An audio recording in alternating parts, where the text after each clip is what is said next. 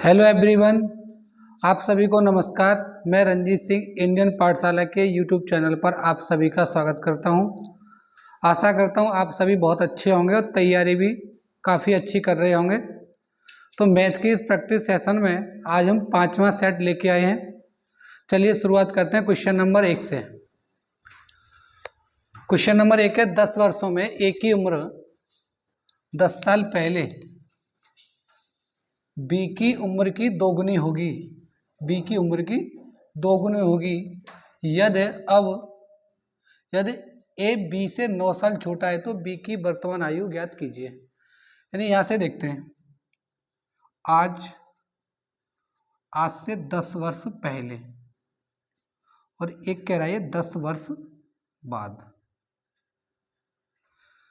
ए और बी, यानी ये सवाल कह रहा है कि 10 वर्षों में 10 साल पहले बी की उम्र 10 वर्षों में ए की उम्र 10 साल पहले बी की उम्र से दोगुनी होगी। यानी 10 वर्षों में, यानी इसकी उम्र 10 साल पहले की उम्र से दोगुनी होगी तो ये होगी 2x। यानी इसको मान लेते हैं x और ये हो जाएगी 2x। अब कह रहा है कि यदि ए बी से 9 साल छोटा है, ए बी से 9 साल छोटा है तो इसकी एज यहाँ तक आने में एक तो 10 साल ये हो गए और 10 साल ये हो गए, तो ये कितना होगा x + 20। तो a छोटा है b से, तो हम क्या करेंगे कि x - 2x, एक सेकेंड, इसमें से यानी b से x + 20 - 2x बराबर 9 साल। यानी इससे ये छोटा है कितना, 9 साल। तो क्या करेंगे, x माइनस का और इधर जाके होगा माइनस का 11, तो x बराबर 11। इसमें पूछा ये कि b की वर्तमान उम्र कितनी है, तो x बराबर यानी 10 साल पहले इसकी उम्र कितनी थी, 11 वर्ष। 10 और ये प्लस कर दोगे तो कितनी होगी, 21 वर्ष। यानी इसका आंसर होगा 21 वर्ष। ऑप्शन देखते हैं, ऑप्शन इनमें से कोई नहीं है तो NOT ऑप्शन नंबर 5, इनमें से कोई नहीं। नेक्स्ट क्वेश्चन देखते हैं, किसी व्यवसाय में ए और बी के निवेश का अनुपात 14:15 है। उनके वर्ष के अंत में उनके लाभ का अनुपात 2:5 है। तो ए ने 3 महीनों के लिए, ए ने कितने महीनों के लिए, 3 महीनों के लिए निवेश किया। तो ए का रेशियो कितना है, 14, और बी का कितना है, 15।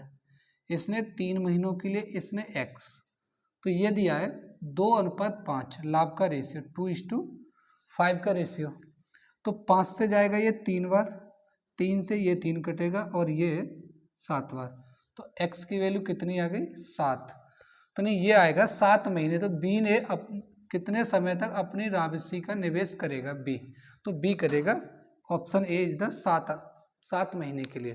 अगला क्वेश्चन है, एक गोदाम में 15 मीटर लंबा 12 मीटर चौड़ा है। गोदाम की लंबाई चौड़ाई कितनी दी गई है, 15 मीटर और 12 मीटर। फर्श तथा छत के क्षेत्रफल का योग चारों दीवारों के क्षेत्रफल के योग के बराबर है। देखो इसमें कह रहा है कि फर्श और छत, यानी फर्श और छत की अगर हम बात करें तो जिसका इसका फर्श है यानी लंबाई गुणा चौड़ाई सेम इसकी छत होगी, तो इसका क्षेत्रफल जो होगा इनके योग का क्षेत्रफल, तो हम ये कह सकते हैं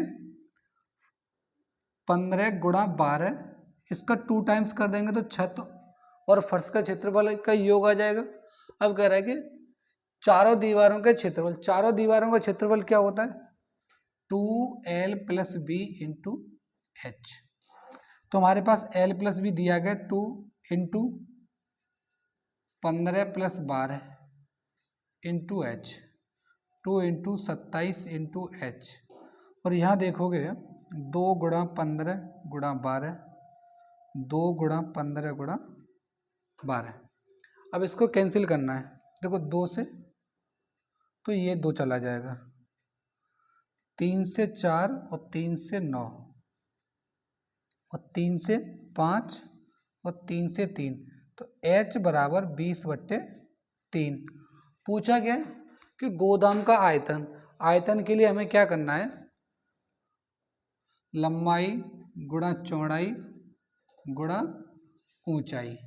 तो 15 12 इंटू 20/3, 3 से 4, 15 चौके 60 इंटू 20 यानी 1200।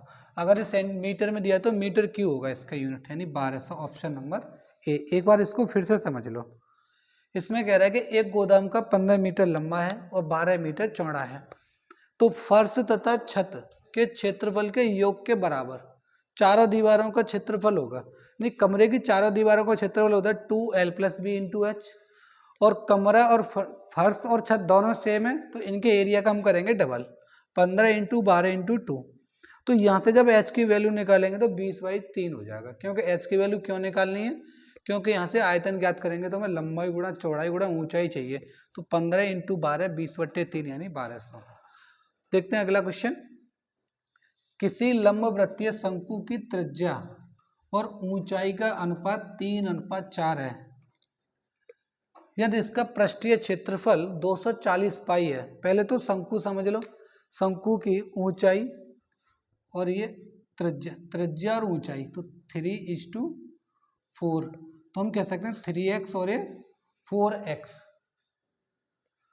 अब कह रहा है कि इसका वक्र पृष्ठीय क्षेत्रफल, शंकु का वक्र पृष्ठीय क्षेत्रफल, वक्र पृष्ठीय क्षेत्रफल πr_l, और ये कितना दिया है 240 पाई, और यहाँ पे भी पाई। अब देखो RL क्या होगा, L बराबर होता है R² + H², और एक तरह से आप ये भी कह सकते हो ट्रिपलेट बनेगा 3 4 5। तो यहाँ पे हम L बराबर लिख लेंगे 5x, ठीक है। तो R कितना 3x × 5x, पाई से पाई कटेगा, 3 से कटेगा 80 बार और 5 से कटेगा ये 16 बार, x² बराबर 16। तो x की वैल्यू कितनी आएगी 4। तो अब हम यहाँ से लंबाई चौड़ाई और ये सारी चीज़ें जो पूछी गई हैं वो हम बता सकते हैं। देखो r कितना होगा 12 हो जाएगा, क्योंकि 4 की वैल्यू यहाँ रखोगे, ये 16 होगा और ये 20 हो जाएगा, क्योंकि x की वैल्यू 4 है तो सारी चीज़ें 4 गुनी हो जाएंगी। अब पूछ रहा है शंकु का आयतन, तो शंकु के आयतन का फॉर्मूला क्या होता है, शंकु का आयतन 1/3 πr²h, ठीक है। 1/3, देखो ऑप्शन में हमारे पास पाई लगा हुआ है तो हम पाई की वैल्यू नहीं रखेंगे। 1/3 पाई, r कितना है 12 × 12 × h 16, 3 से गए 4 बार, 48, 16 चौके 64 × 12 पाई। करने को तो गुणा, देखो 12 चौके 48, 4 12 छंग 72 और 4 76, 768 सेंटीमीटर क्यूब। यूनिट तो इसमें दिया नहीं है, क्यूब वगैरह सेंटीमीटर क्या है, तो हम यही कहेंगे 768 पाई। ये वाला आंसर होगा, option number A is the right answer. अगला क्वेश्चन है, पाइप ए बी और सी जो एक टंकी को क्रमशः 30 घंटे 40 घंटे और 60 घंटे में भरते हैं, तो तीनों पाइपों को एक ही दिन सुबह अलग अलग टाइम पे खोला जा रहा है। देखो ए बी और ये सी, ये भर रहा है 40 घंटे में, 30 घंटे में, ये 40 घंटे में और ये 60 घंटे में। तो इनका एलसीएम मान लेंगे, टंकी होगी हमारी 120 लीटर की टंकी हो जाएगी। तो 120 लीटर की टंकी है तो ये करेगा 4 लीटर पर आवर पानी जमा टंकी में, ये 3 लीटर पर आवर और ये 2 लीटर पर आवर, ठीक है। इतना हो जाएगा। अब यह कह रहा है कि टंकी को हम अलग अलग बजे से चला रहे हैं। ये चला रहे हैं सुबह 7 बजे, एक ही दिन तीनों पाइपों को, ये 8 बजे और ये 10 बजे। जब भी इस तरह का टाइमिंग का क्वेश्चन आएगा तो हम तीनों को ना एक ही टाइम पर लेके आएंगे, तब सवाल को हम कैलकुलेट करेंगे। तो तीनों एक ही टाइम पर आने तक, यानी ये 10 बजे चल रही है तो ये 7 बजे से यहाँ तक 3 घंटे और ये 2 घंटे, तो 3 घंटे में ये कितना पानी जमा करेगा 12 लीटर, और ये करेगा 2 घंटे तो यानी 6 लीटर। तो हम कह सकते हैं कि इन्होंने 18 लीटर पानी भर दिया। अब तीनों पाइपों के लिए 10 बच गए, तो अब यहाँ से हम 18 को जब माइनस कर देंगे तो ये आएगा 102 लीटर। यानी कि अब हम यहाँ से देखें A + B + C तीनों है, तो तीनों कितना भर रही है, 4 और 3 7, 9 लीटर पर आवर। तो इनको अब टंकी भरने में कितना समय लगेगा, तो नहीं 102/9, तो 9 से जाएगा 1 1 1 और 1, ये 3/9, तो नहीं हम इसे कह सकते हैं 1/3 घंटे। तो यहाँ इसको 60 का मल्टीप्लाई करेंगे तो हो जाएगा 20, यानी 11 घंटे 20 मिनट में टंकी हमारी भर पाएगी, 11 घंटे 20 मिनट में। तो अब हम 10 बजे से कैलकुलेट करेंगे 11 घंटे, तो हम 10 बजे से 12 घंटे होते तो पूरे लौट के 10 बज जाते, तो यानी 11 घंटे में 9:20 पर कितना 9:20 पर टंकी हमारी पूरी भर जाएगी। तो यानी option number C is the right answer. देखते हैं अगला क्वेश्चन। एक चोर एक पुलिसकर्मी से 150 मीटर की दूरी से रोक लेता। अच्छा है, एक चोर है, एक पुलिसकर्मी, उल्टा लिखा हुआ है। सवाल ये है कि एक पुलिसकर्मी एक चोर को 150 मीटर की दूरी पर रोक लेता है। तो हम ये क्या करेंगे, इसमें यहाँ पे ये चोर है और ये पुलिस है, तो दूरी कितनी है दोनों के बीच की दूरी 150 मीटर। चोर जो पीछा कर रहा है वो 9 किलोमीटर, चोर 7 किलोमीटर प्रति घंटा और पुलिस 9 किलोमीटर, तो ये होगा 9 किलोमीटर पर आवर और ये 7 किलोमीटर पर आवर।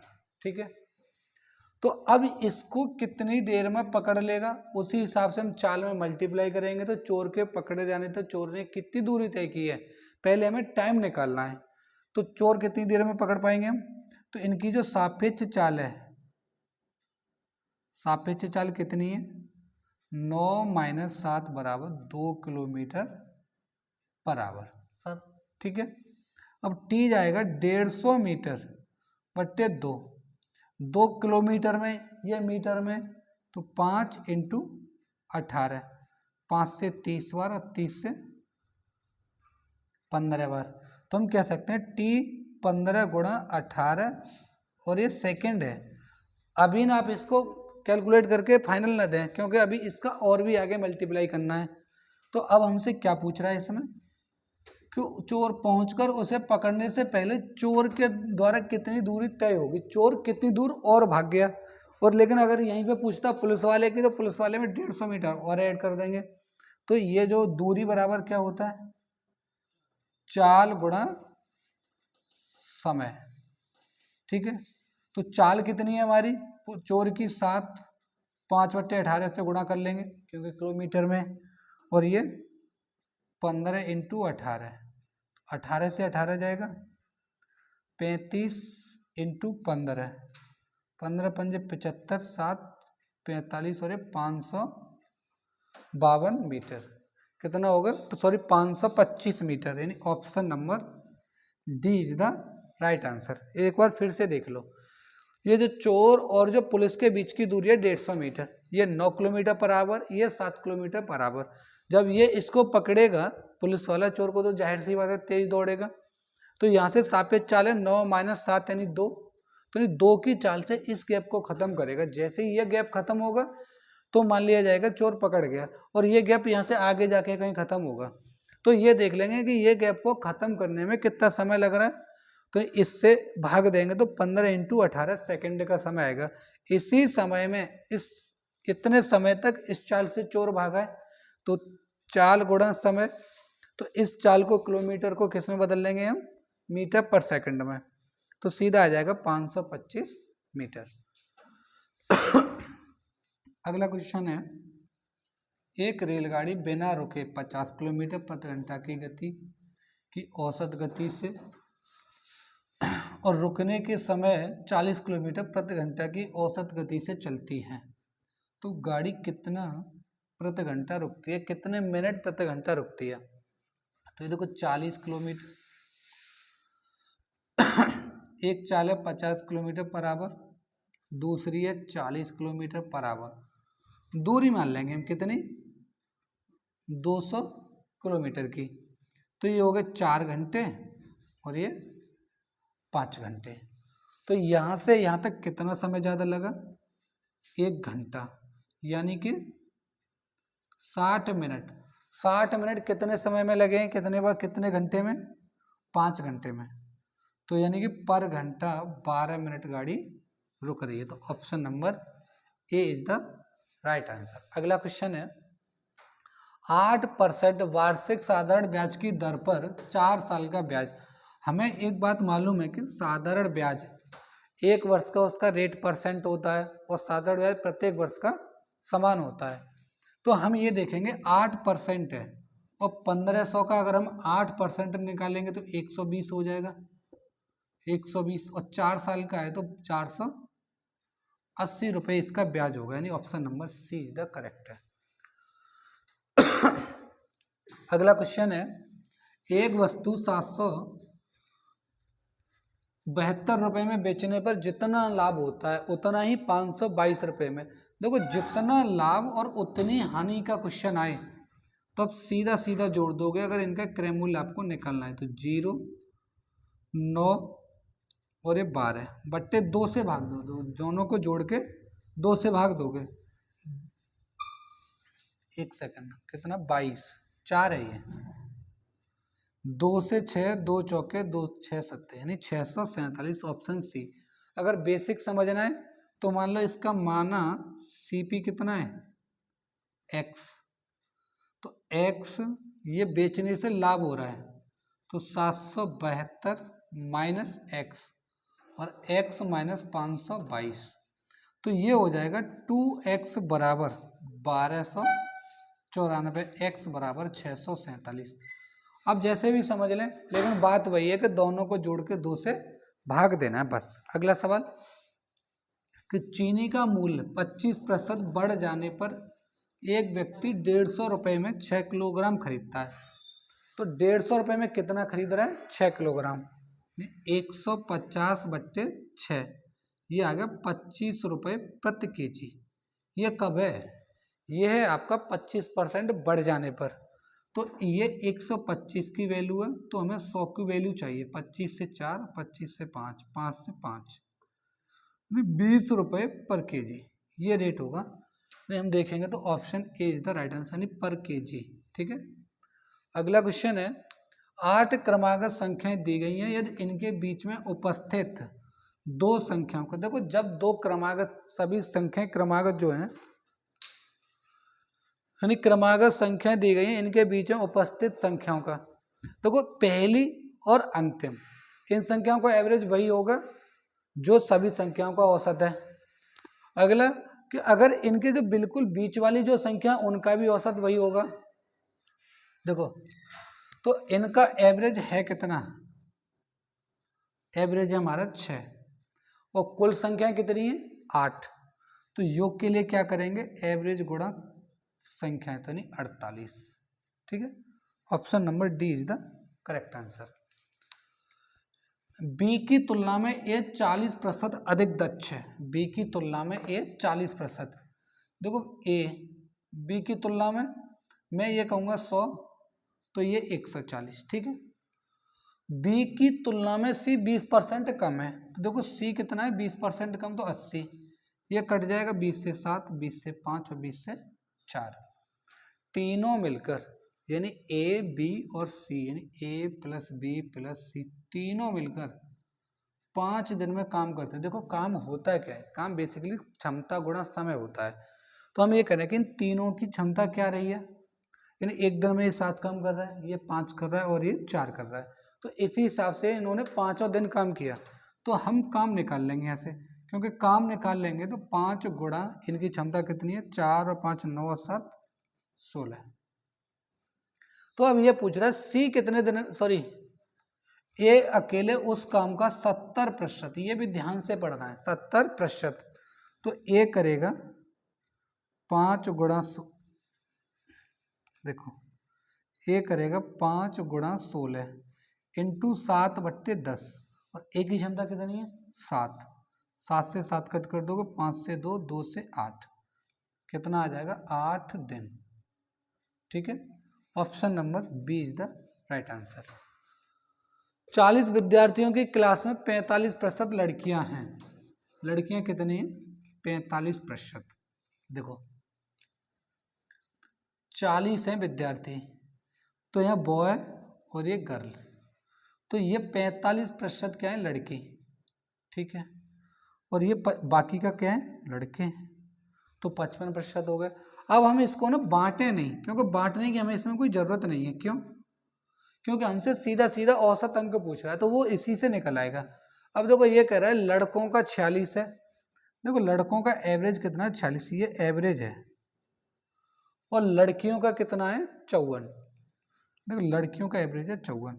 एक तरीका है इसमें, वो तो बेसिक है ही है, इन दोनों का गुणा करो टोटल निकालो, इन दोनों का गुणा करो टोटल निकालो, और टोटल में इनसे 20 से भाग दे दोगे तो आपका आसानी से सवाल का आंसर आ जाएगा। लेकिन इसको ना पहले समझ लेते हैं। अगर मैं ये कहूँ कि ये जो है 46 + 8 होता है ये, ठीक है, तो ये भी 46 होता है, ये भी 46, तो एवरेज हो ही जाता, लेकिन 46 से ज़्यादा होगा क्योंकि 8 है, तो 8 कितने लोगों का ज़्यादा है, 8 × 9 कितनों का ज़्यादा है 72 का, ठीक है, टोटल 72 ज़्यादा है, और यही 72 इन 11 9 20 में बटेगा, तो इसमें 20 में बांट दो, तो ये आ जाएगा 3.6, कितना आएगा 3.6। तो हमारा जो एवरेज होगा 46 + 3.6 यानी 49.6, ये करेक्ट आंसर है, option number B is the right answer. अगला क्वेश्चन है, देखो इसको ना ऐसे ही कर लेना, क्योंकि वैसे करोगे तो ज़्यादा लंबा पड़ेगा, वरना गुणा भाग करके तो सब कर ही लेते हैं, ठीक है। यदि ए और बी का अनुपात इतना है, तो ये रेशियो दिया गया बिल्कुल सीधा सीधा। देखो ए की वैल्यू 3 है और बी की वैल्यू 2 है, तो यहाँ ए की वैल्यू 3 रख दोगे तो 5 × 15 + 2 × 2 = 4, ठीक, और ये ए की वैल्यू 3 है, 3 × 9 + 8, काफ़ी सरल क्वेश्चन है, 19:12। ये आपके आए हुए सवाल हैं सारे, 19:70 है, यानी option number B is the correct answer. एक पात्र में अम्ल तथा जल 60 लीटर है, कितना है 60 लीटर।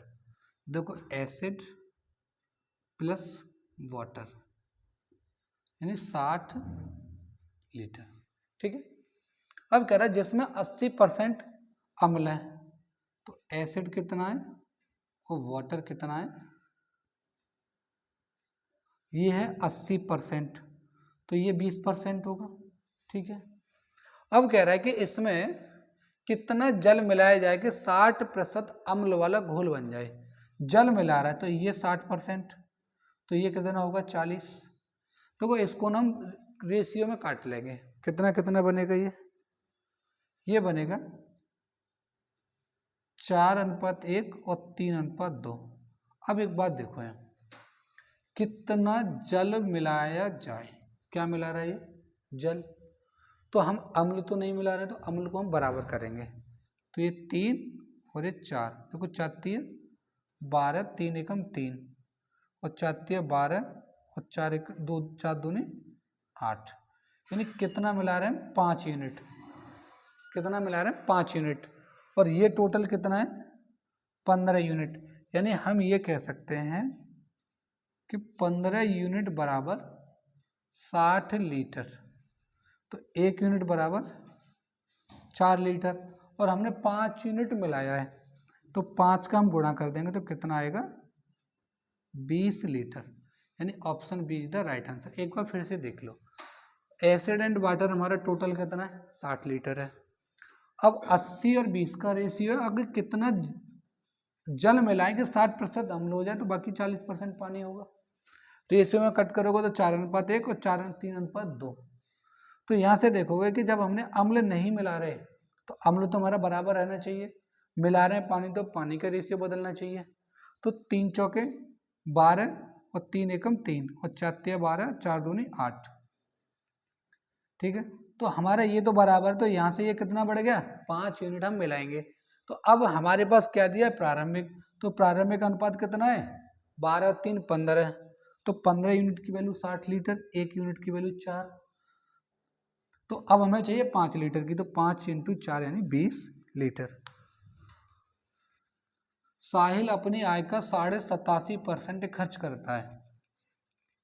यदि उसकी आय में 11 सही 1/9% की वृद्धि होती है तो उसके व्यय में 14.28% की वृद्धि हुई।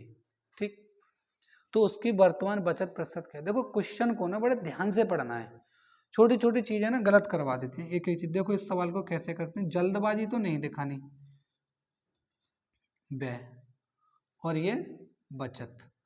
अब यहाँ देखो ये जो 87.5 दिया गया ये होता है 7/8। ठीक है, तो इसका मतलब है आय का, तो का की बात कर रहा है तो यानी का वाला अपॉन में होता है, तो आय हमारी 8 होगी, ये 7, तो बचत कितनी 1। अब कह रहा है उसके व्यय में 14.28 यानी ये कह रहा है 1/7 और उसकी आय में 1/9। ठीक है, 1/9 की वृद्धि होगी। तो अब उसकी हम आय का 1/9 निकालें तो सिंपल सी बात है कि कैलकुलेशन पॉइंट में आएगी। तो हम क्या करेंगे, पहले सभी में 9 गुना कर दो तो हमारे लिए कैलकुलेशन आसान हो जाएगी। 9 अट्ठे 72, 9 सत्ते 63, 9 एकम 9। अब यहाँ से देखो ये कितना बढ़ रहा है भाई, 1/9 बढ़ रही है आय। तो 1/9 आय बढ़ के कितनी हो जाएगी, तो 8 + 8, तो ये आय अब कितनी हो गई 80। अब ये इसका 1/7 खर्च बढ़ रहा है, तो 1/7 खर्च हो गया 9, तो ये कितना हो गया 72। ठीक है, 80 इनकम है, 72 खर्च है, तो इसकी बचत कितनी हो गई 8। ये 8 बचत है। सवाल ज्यादातर पूछा जाता है कि बचत में कितने प्रतिशत की कमी हुई या वृद्धि हुई, लेकिन ये नहीं पूछा है। सवाल कह रहा है कि वर्तमान बचत प्रतिशत क्या है, तो वर्तमान बचत किसका, आय का। तो अब आय कितनी है 80 और बचत कितनी है 8, तो 8/80 1/10, 10%। ठीक है, अगला क्वेश्चन, x के किस मान के लिए 7 अंकों वाली संख्या। अच्छा 11 का डिविजिबिलिटी रूल पूछा गया इसमें। 11 का डिविजिबिलिटी रूल हमें पता ही है, यानी सम और विषम स्थान वाले अंकों के योग का अंतर 0 हो या फिर 11 का मल्टीपल हो। ठीक है, पहले लिख लेते हैं संख्या को बड़े से में, 4 6 3 9 3 x और 8। ठीक है, तो 4 और ये संख्याएं होंगी, देखो 4 और 3 7 और 3 10 और 8 18।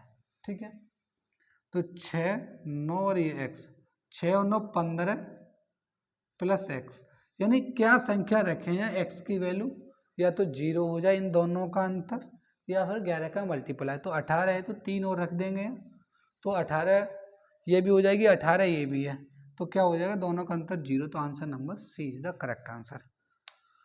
अगला क्वेश्चन है, यदि a + b अनुपात c। देखो इसको कैसे करेंगे कि a + b, b + c और c + a, ये ना देखो अनुपात में दिया गया, तो हम क्या करेंगे x मानेंगे और ये भी x मानेंगे। तो कितना होगा, ये भी 2 बार a 2 बार b और 2 बार c। देखो 2a + b + c बराबर 15 × 6 21x। ठीक है, तो a + b + c की वैल्यू देखो ये दे रखी है कितनी 14। तो हम यहाँ रख देंगे 2 × 14 बटे 21 बराबर ये x की वैल्यू ये आ जाएगी, 7 दूनी 14 और 7 तिया 21। तो हम कह सकते हैं कि x बराबर 4/3। ठीक है, पूछा क्या है c की वैल्यू। तो देखो हमारे पास a + b + c है, तो अगर हमें a + b की वैल्यू पता चल जाए तो ट्रांसफर करके हम c की वैल्यू निकाल लेंगे। तो क्या करेंगे, a + b की वैल्यू हमें यहाँ से मिलेगी, तो x की वैल्यू क्या रखेंगे हम 4/3, 3 से क्या 2, 4 दूनी 8। ए प्लस बी की वैल्यू कितनी है 8, यहाँ रख देंगे तो सी की वैल्यू कितनी आएगी 6। तो आंसर होगा आपका ए, यानी ऑप्शन नंबर ए यानी 6। तो चलिए आज के सेट में सिर्फ 18 ही सवाल हैं, तो अगली क्लास में हम जल्दी से कल मिलेंगे। तो आप इनको बार बार रिवीजन करते रहें और अपनी तैयारी को और अच्छा करें और ज़्यादा से ज़्यादा लोगों तक शेयर करें। Thank you so much.